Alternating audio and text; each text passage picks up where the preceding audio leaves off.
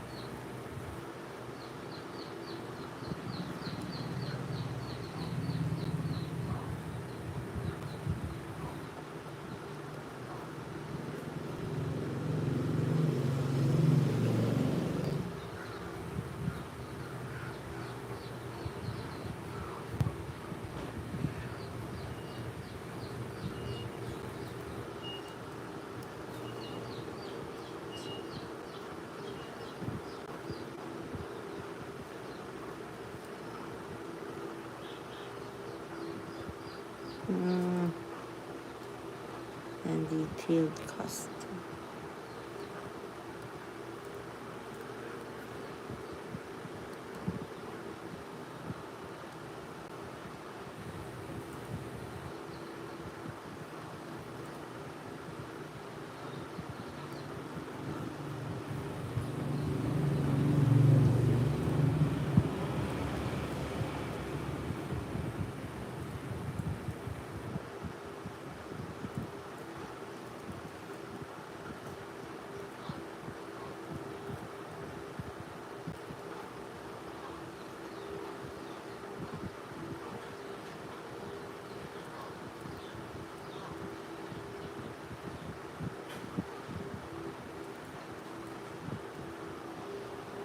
Hello to my 12 viewers. Hey Hassan. Hello. Currently, I'm rewriting my notes so that's it's more efficient for my brain, and I can memorize easily the notes that I need to study on, so that later on I will just read it again. Para it's like how do you explain that? My retention in repetitiveness. Hello Hassan. Hello Sudip. Hey babe. Thank you for watching. Please do subscribe in my channel. I will be frequenting the live version of my live here in YouTube. I will show you my daily life as a student and as a worker of the government. Good morning, Sumit. How are you? I hope you're doing well wherever you are. I hope you're having a good day. 6-phase planning design process.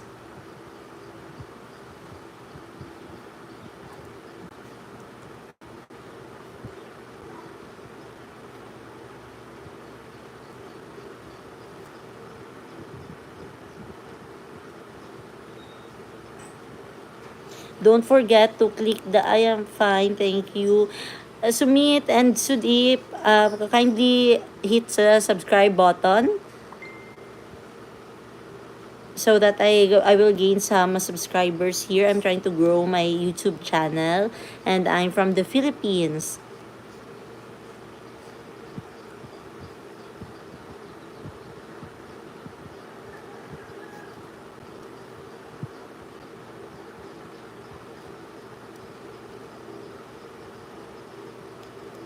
Mark. What is Mark? What do you mean by Mark?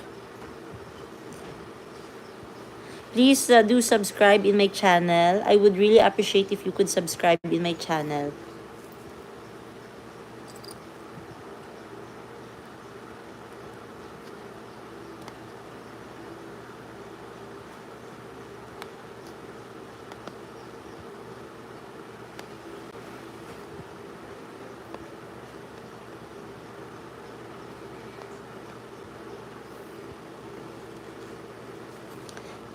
Kenneth? Who's Kenneth?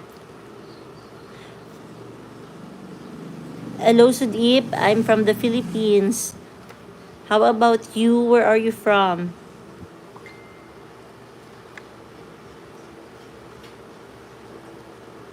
Albina, who is Kenneth and Mark?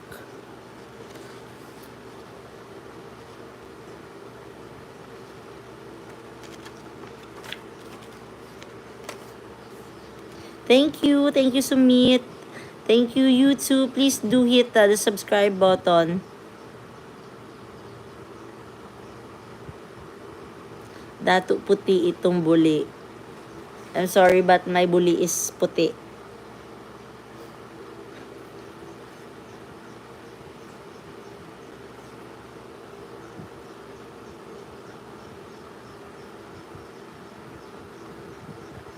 Three general activities. Research.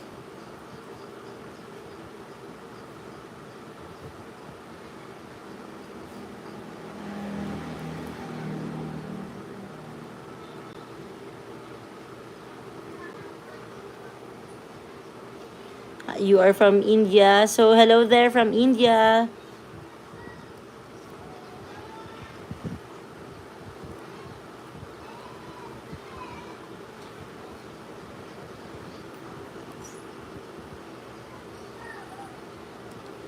Who is Eric Rommel?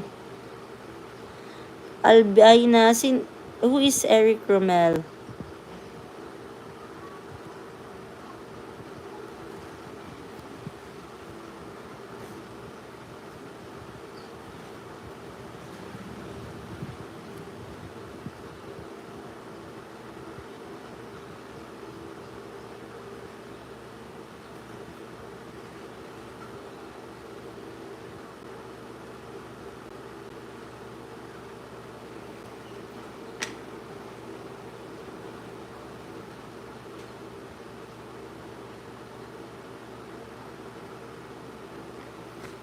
Sumit, I'm currently studying diploma in urban and regional planning. I'm planning to become an environmental planner.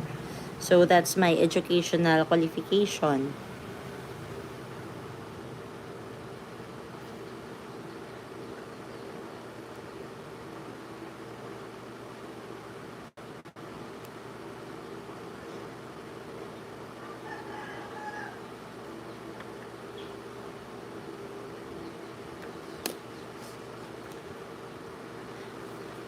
No English, only Tagalog. I'm sorry, Albina, but I'm also talking to someone not from the Philippines, so I think I should speak English. Age? Can you guess my age? How do you think? How old am I, do you think?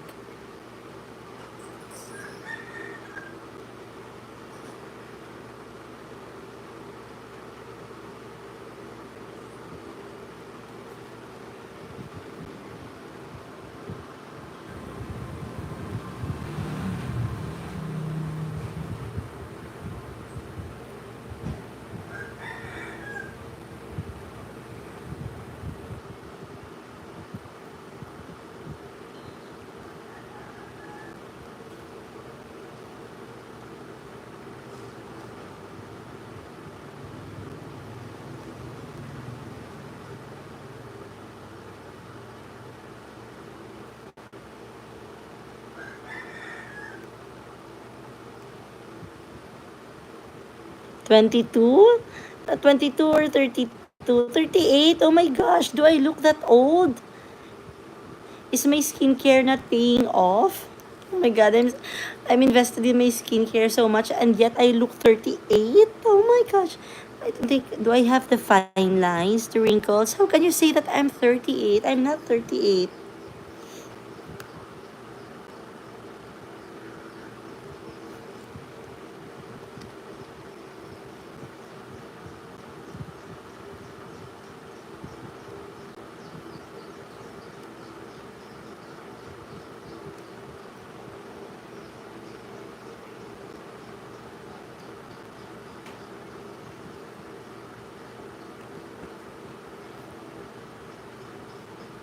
You must be kidding. 100. I'm no way near 100.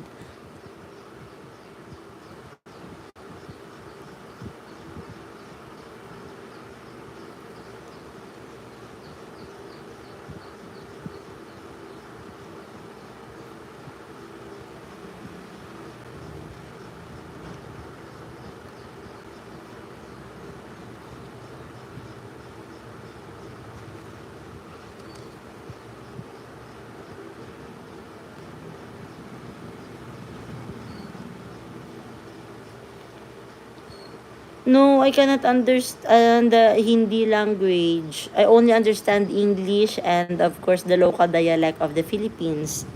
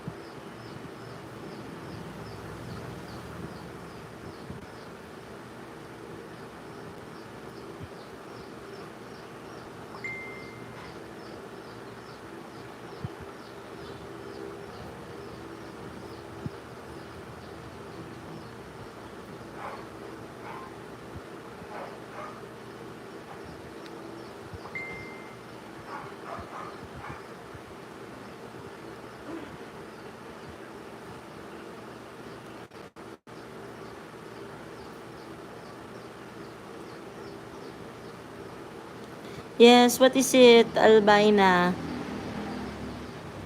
What is it? What are your thoughts? Please do subscribe in my channel. I would really appreciate it if you could subscribe in my channel. Please hit the subscribe button after watching this live.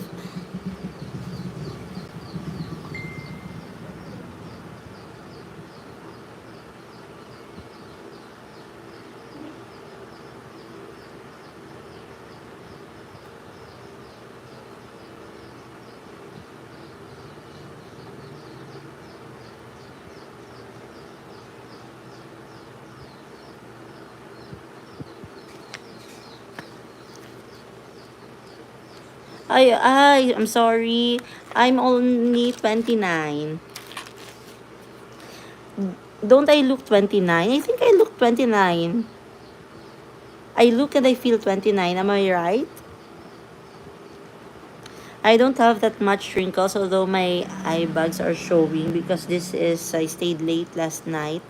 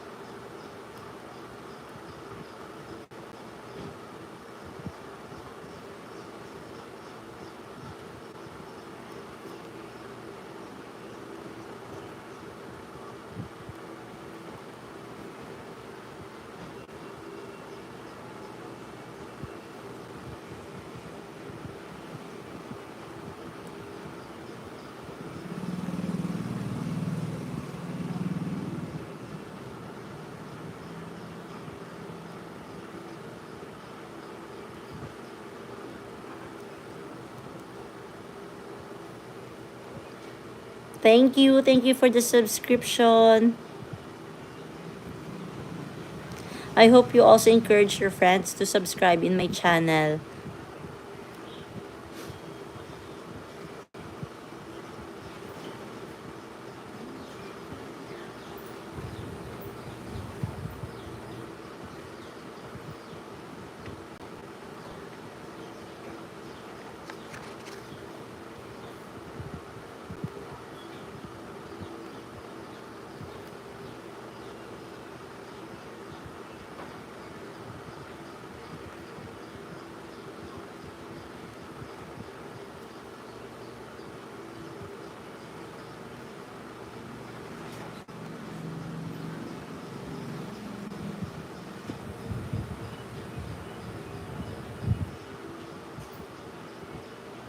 Spoken English. Thank you. I try to practice every day by speaking English, and also I like to do live because it makes me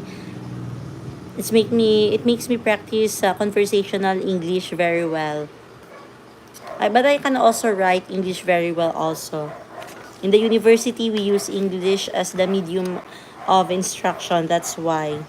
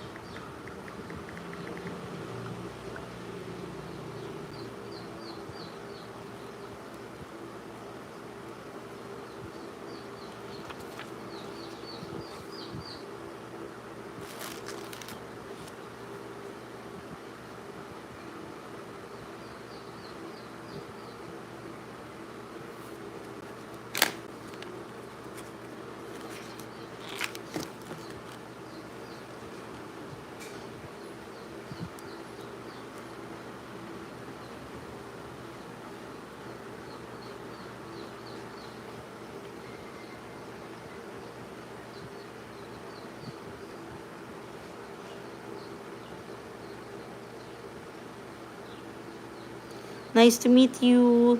Thank you also. Please tell your friends to subscribe in my YouTube channel. Don't forget to subscribe in my channel. I'm really trying to grow my channel, and I'm hoping that you could help me do that. Currently, I only have 416 subscribers, and I need to increase it to grow it into 1,000 by the end of this year. Is it possible? Do you think it's possible for me to grow my channel to have 1,000 subscribers by the end of the year? I have a full-time job. I study on weekends. Do you think it's possible?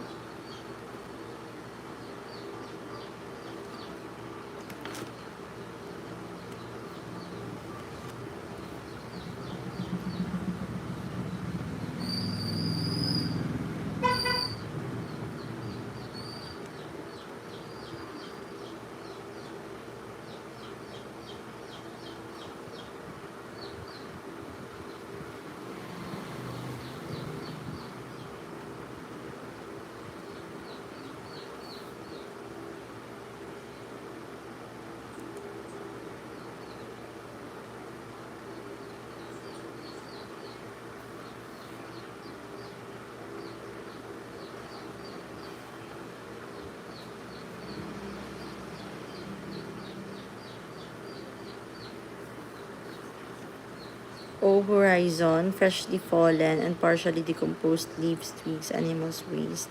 A horizon, humus, partially decomposed organic matter, and some nearby. O and the horizon contain a large amount of bacteria. B. Less organic material, few organisms in the horizon. C. Horizon consists of broken up bedrock, does not contain any organic materials. Mixed composition helps determine which are the unweathered rock pattern.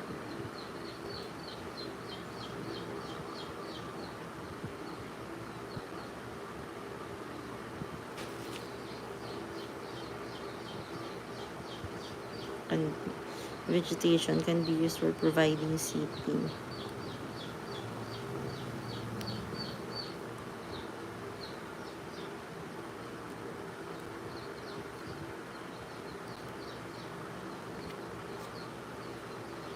Existing media types can be obtained from aerial photographs and maps, detailed identification and location of specimen plants may require field study and measurement. The significance of vegetative information relates to a range of development issues. The visual character and spatial definition of site is impacted. My hair is looking funny. It's being blown by the electric fan. It looks funny. Vegetation can modify the climate by providing shade, protecting potential development from winter winds, or by channeling summer breezes. Land coverage enhances soil stability, provides an indication of soil conditions, and relates to potential wildlife habitats. Therefore, a site with extensive mature vegetation will be less suitable for high density development at the standpoint of environmental character. The presence of trees.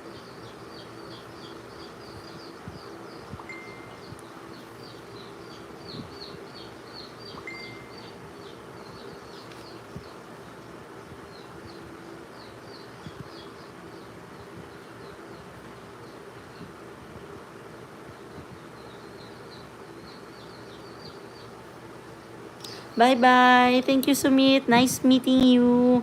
I hope you have a good day ahead. See you soon. See you again in my on my next live.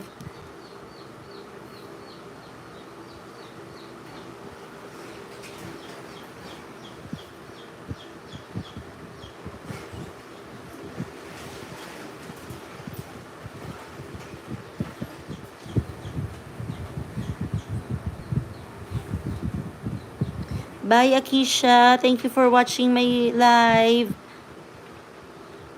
Take care. I hope you have a good day, Akisha. Salamat, salamat. Please don't forget to subscribe on my channel and help me grow it. I'm trying to grow it by the end of the year. I don't know if it's possible, but I'm really doing my best. So please do help me if you can.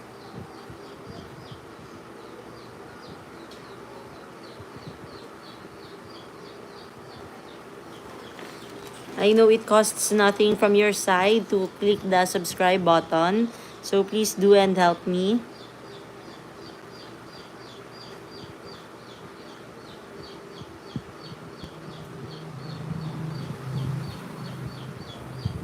My name, just call me Natsumi.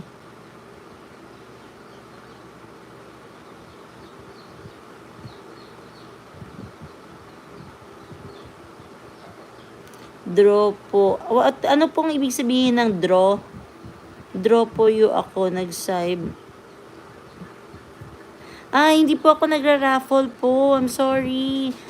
Nagla-live lang po ako. Wala lang. Just trying to grow my channel. Sorry, Mama Kisha.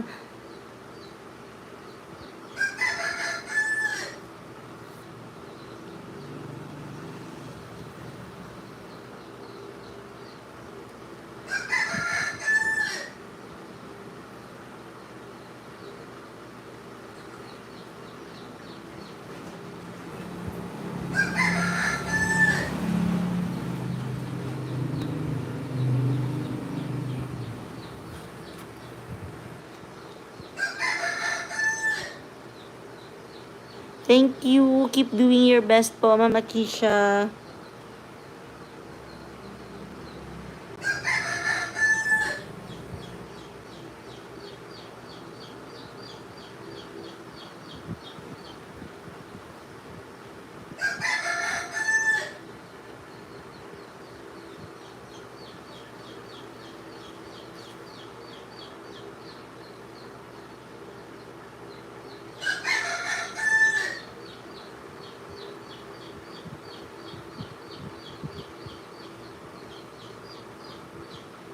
So, uh, there are four types of climates in the Philippines. Type 1 is too pronounced season, dry from November to April, and wet during the rest of the year. The maximum period is from June to December. Then there is also type 2, which is no dry season, no with a very pronounced maximum rain period from December to February. And there is not a single dry month in type 2. No pronounced dry season.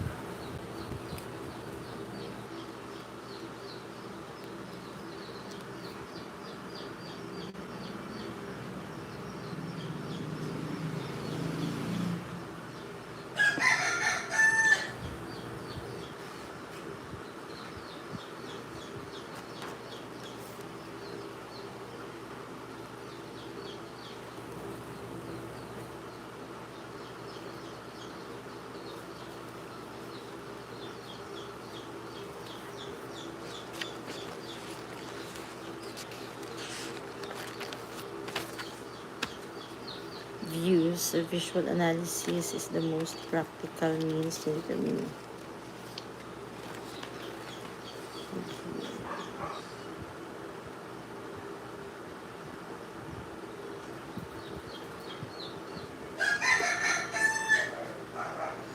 Thank you for watching.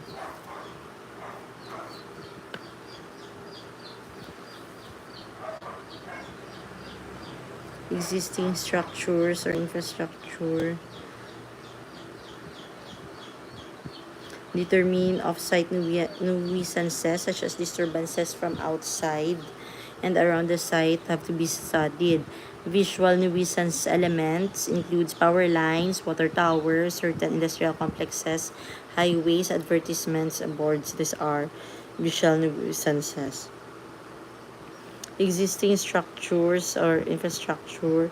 So we also have possible auditory nuisance such as noise produced by heavy automobiles, trains, or air traffic, and the surrounding population has to be studied. Then we also have olfactory nuisance such as dumps, chemicals, other waste in, around, and the site have to be taken care of. And safety hazards or severe or sudden changes in landform such as a steep cliff at the edge of the site have to be noted. Existing structures or infrastructure, the availability of essential utilities Availability.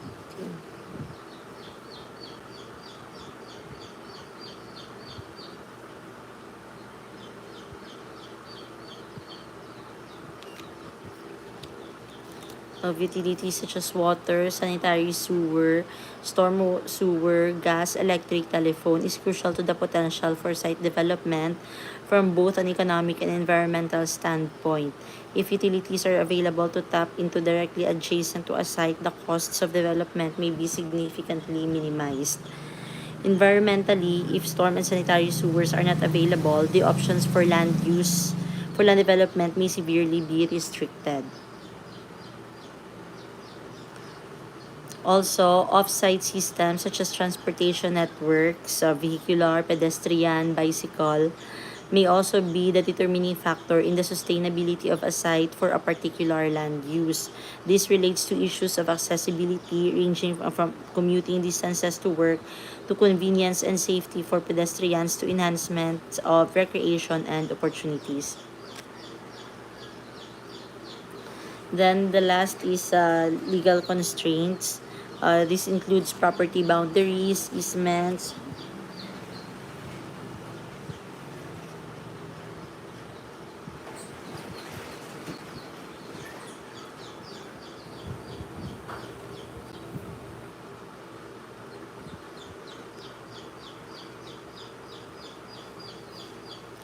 Hello to my four viewers. Comment down below so I can say hi. If you're new in my channel, I'm trying to grow my channel, so please hit the subscribe button.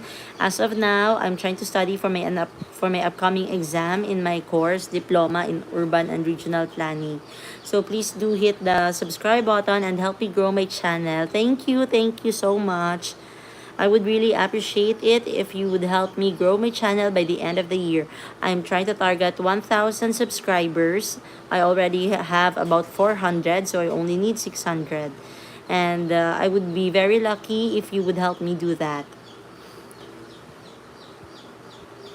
Restrictive covenants and deed restrictions. Local regulations such as zoning ordinances and subdivision regulations may impose limitations upon what a developer is allowed to do on a given site and provide procedural requirements by which development may move forward. This information is critical to the designer in terms of becoming familiar with the site. Also, in legal constraints, the information serves as the basis for developing a sense of the opportunities and constraints provided by the site for development. Thus, the next step after cataloging or mapping the required information is to analyze its implication for development. The end product of site analysis phase of the design process is a composite analysis map, sometimes referred to as an opportunities and constraints sheet. This is developed through an overlay process delineating the most suitable and least suitable areas of the site for each analysis factor. Generally, these areas will reinforce one another, that is, steep slopes, poor soils, areas of vegetation to be protected, etc., will fall in the same general locations, although what is suitable for one type of land use may be unsuitable for another. This is why it is important to have some idea of the program prior to completing the site analysis. The composite analysis The composite analysis map provides clear justification to the designer for where the most intensive development should occur on a site with a minimum environmental impact. It also highlights particularly positive elements of the site that should be accentuated in the subsequent design development.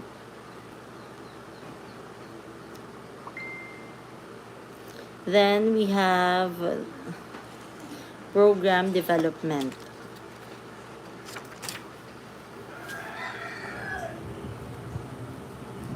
I'll just have to write it down so that it's easier for me to retain these informations.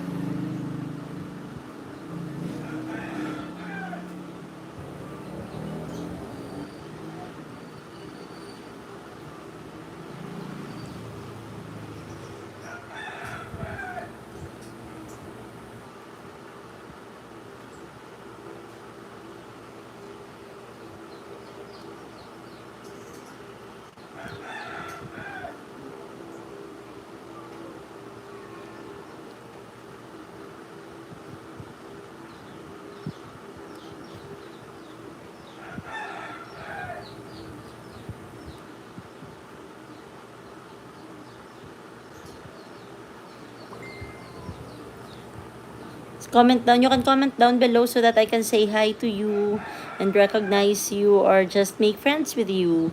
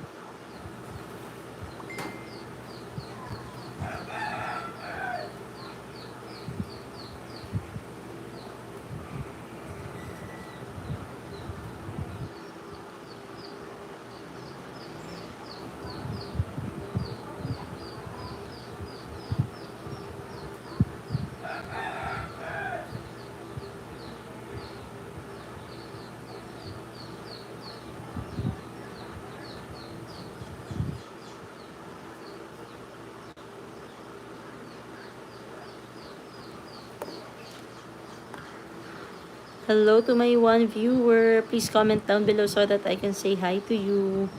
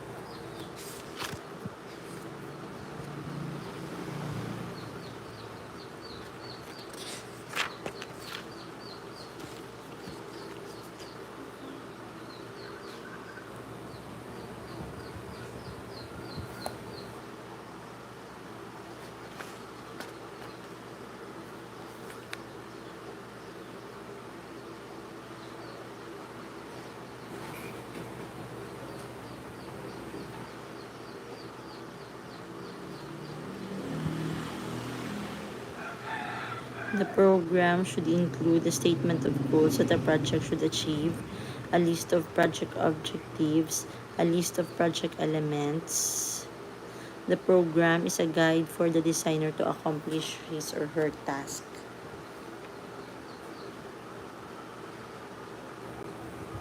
A guide for the designer.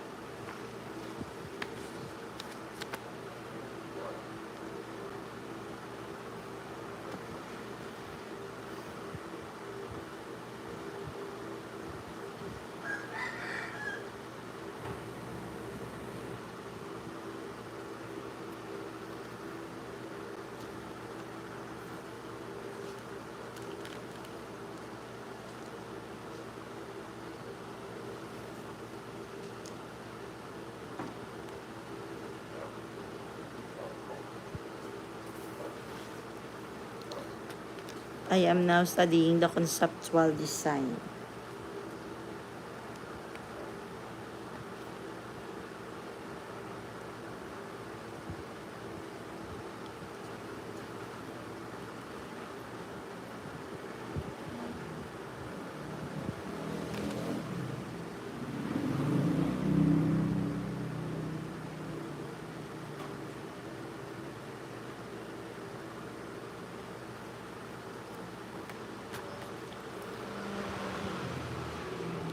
Please hit the like and subscribe button.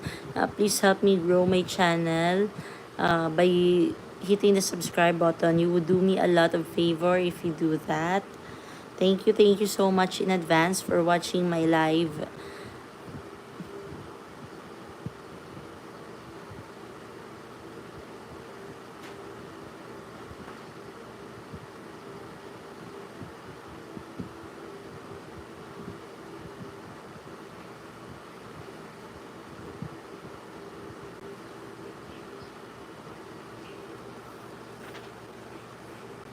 Hello to my viewers. Please do hit the subscribe button and like this live and help me grow my channel. Thank you so much in advance. Just to update you, I'm currently studying for my upcoming exam in the Diploma in Urban and Regional Planning so that I can become an environmental planner.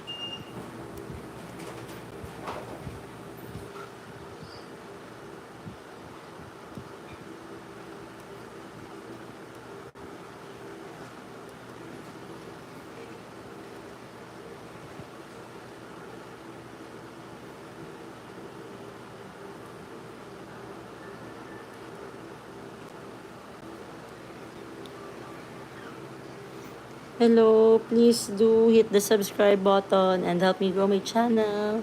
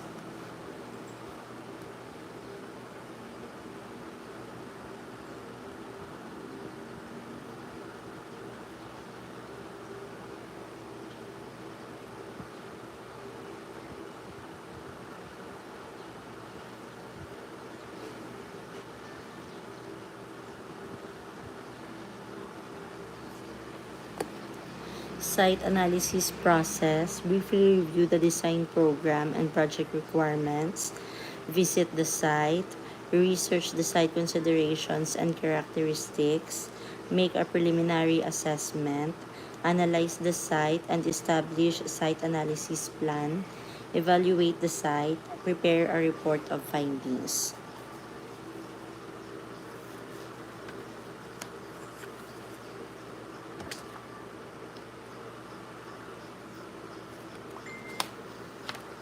Hello, please hit the subscribe button and help me grow my channel.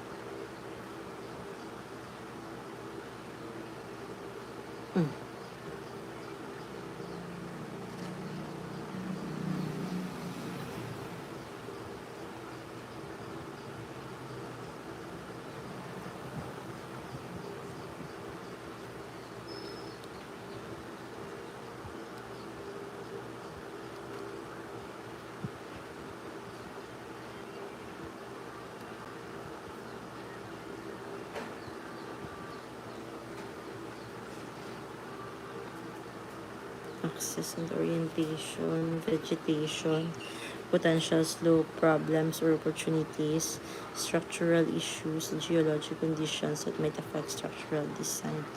Identify geotechnical issues,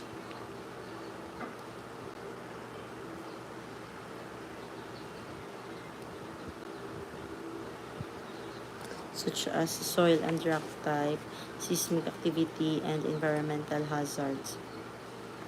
Locate existing utilities,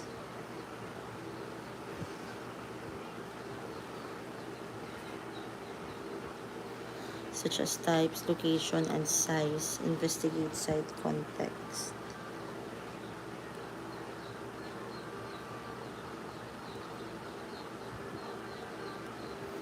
Immediate surroundings, cultural and historical factors, and economic concern. Determine zoning and building regulations.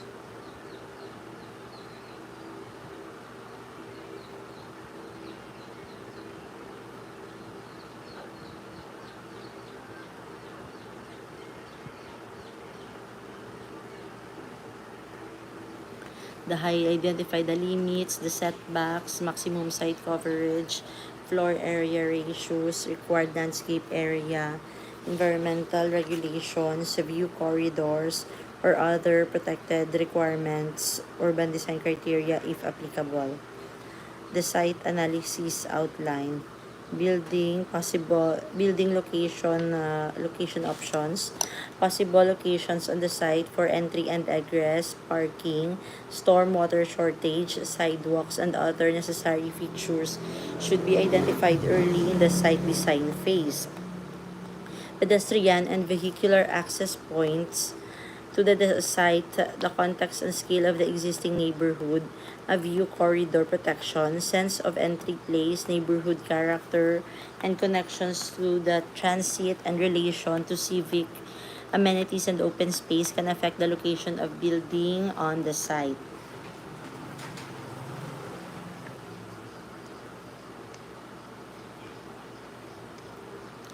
Regulatory restrictions, local, regional, and national requirements must be adhered to unless a variance is applied for and obtained. In many cases, setbacks are generic rather than specific to site needs. The architect's role in many projects is to, as an additional service, apply for a variance to allow for our projects better fit with the neighborhood context or environmental issues such as solar access. Restrictive regulations typically fix setbacks, height limits, lot coverage, and landscaping, floor area ratio, parking, and fire protection requirements, as well as construction types and in some cases aesthetic issues. So we also have natural conditions to be considered.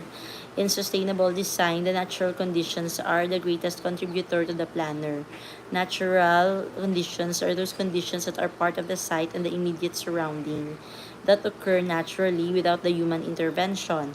The conditions are similar to the regional climate and ecology, and the microclimate of the site can vary considerably. This is why regional monthly climatic data, though important in the first analysis, yields to the microclimate conditions of the specific site for informing the design. Other topics of importance are existing and native vegetation, soil and topography, and data on geology of the site and region. Then we also have constructed conditions. There are two types of existing structures may affect the building design. These are any infrastructure previously built on the site and off-site structures that may affect use of the site.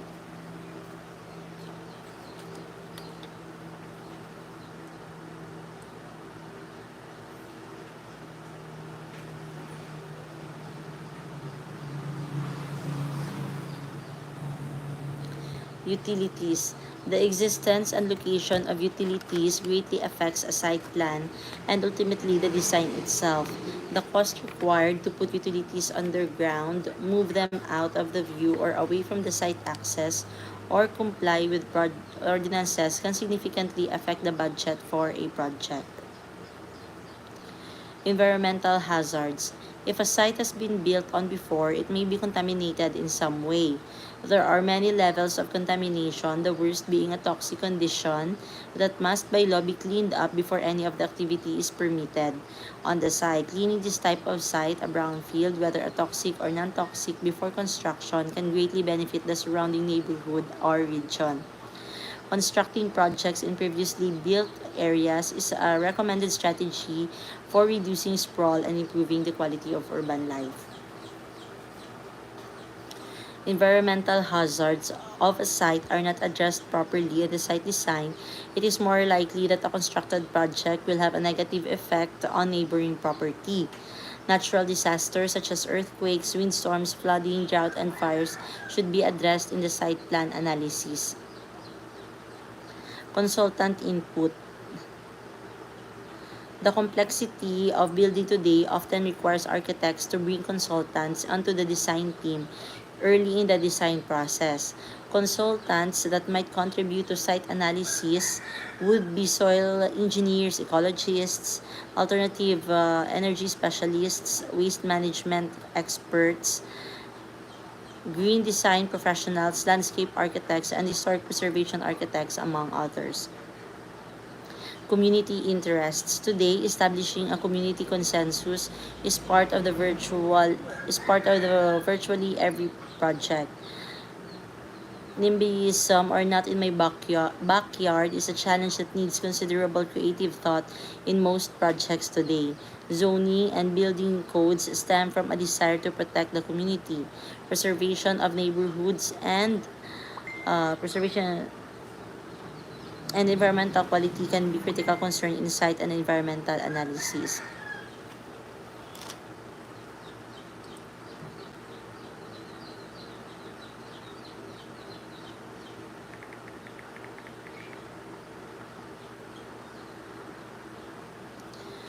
Jurisdictional input. Determining which jurisdictions have responsibility for a project site may require considerable research, especially as this can vary depending on the scale of the project. Agencies representing local, regional, and national issues such as protection of water, quantity and quality, sewage districts, air quality, aviation, flight patterns, currency, requires minimum services as well as police libraries, transit, parks, and other civic amenities, traffic, and open space may all have some jurisdiction over site plan and project design. Alternative site selection. As an additional service, a client may ask for analysis of an alternative site of the project. The architect would prepare an in-depth analysis of the alternate site and a comparison evaluation of all the sites considered.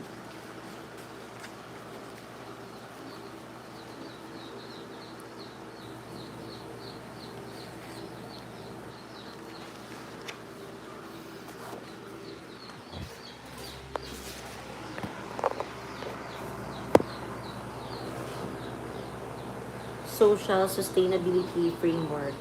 Stakeholder engagement. Determine the expectations of the owner, designer, and public early in the project. Respond quickly to community concerns and perceptions. Engage local government in design so that decision makers can understand and anticipate their needs. Generate a stakeholder management plan that encourages interaction, integration, and collaboration among stakeholders. Inform stakeholders of the project constraints such as budget, schedule, location, size, design, and construction standards. Ensure participation of final users in design so that decision makers can understand and anticipate their needs. Establish partnering strategies for resolving interpersonal conflicts among project stakeholders. Educate the public about the planning, design, or progress. Encourage neighborhood engagement in the design. Document and share the lessons learned during the planning and design phases with all stakeholders. And communicate the deliverables and intended project outcome with each stakeholder group. Communicate the rationale for the commissioning process to the stakeholders. Some of the user considerations include the use an evidence-based design process, basing decisions about the built environment on valid and reliable research, adopt designs that increase the wellness and productivity of final users, Establish a plan to evaluate progress on zero harm or zero accident targets for the project. Include security considerations for the final users in the project design. Establish requirements to assess the impact of the project on the health and safety of the final users. Provide a plan, use evidence-based, provide a plan to minimize disruption. Design to consider the job skills of the women, young children. Monitors content. Again, user considerations. User considerations for site planning. Use an evidence-based planning design. Adopt designs that increase wellness. Establish a plan to evaluate progress on zero harm or zero accident targets. Include security considerations. Establish requirements to assess the impact of the project on health and safety. Provide a plan to minimize disruption caused by construction processes. Design to consider the job skills of the women, young people unemployed, and monitor and respond to the incidents of corruption.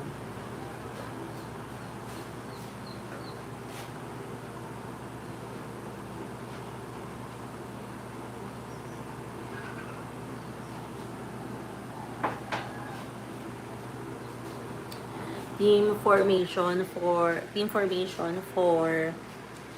site planning. Select a diverse design team including participants from various professions, genders, races, and firm sizes. Include health professionals in the design team to help analyze health impacts on the final users and the community. Select design and construction firms with sustainability focus.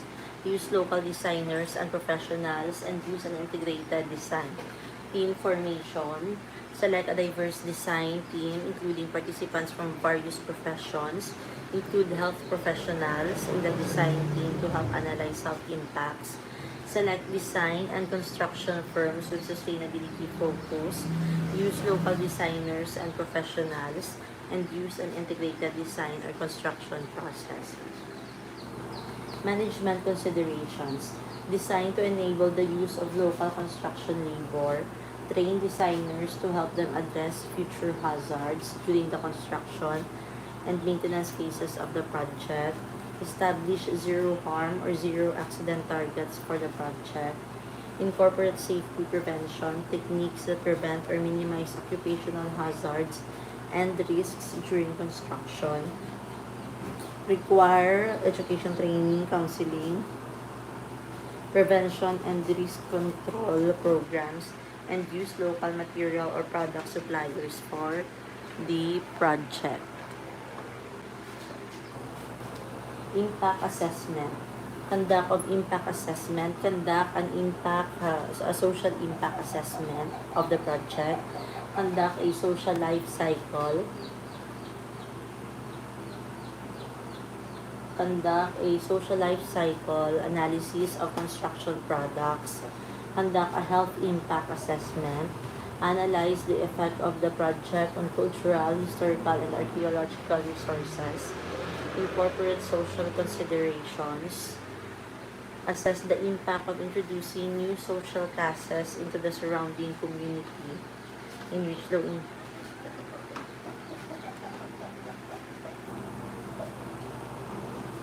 analyze new additional community infrastructure needs resulting from the project. Assess the results from post-occupancy evaluation of similar projects. Analyze the impact of the project on the cultural and ethnic identity of the surrounding community. Assess seasonal population changes in the surrounding community and their effect on employment patterns, business practices, and community infrastructure, and analyze the impact of the project location on access to public transit, biking opportunities, safe walking routes, and green spaces.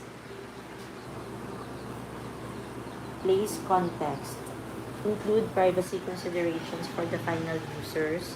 Create design features that instill pride in ownership of the users and the surrounding community. Include human interaction or connectivity. perform an asset-based design analysis of the surrounding community so that design solutions can convert social liabilities into assets, assess the planning and zoning decisions of organizations, develop a plan for ongoing evaluation of the impact of the project on surrounding communities, and maintain or restore natural habitat important to the final users and the surrounding community. Social impact assessment. Social impact assessment will identify a project's social impacts that are directly related to the project and propose measures